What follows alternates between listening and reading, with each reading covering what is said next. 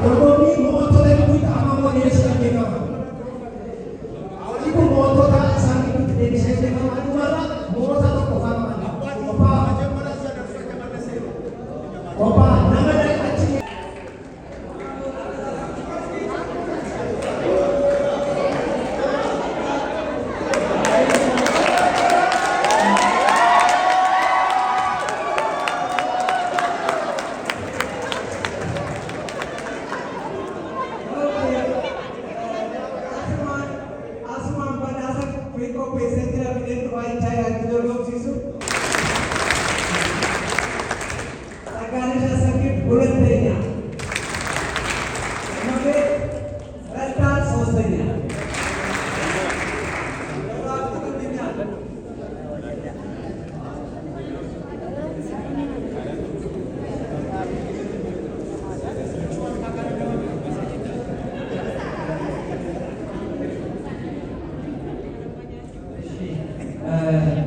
Durakan tusu kalau tak nafsi dulu.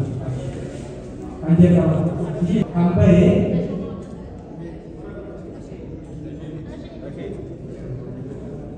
ऐसी भाषा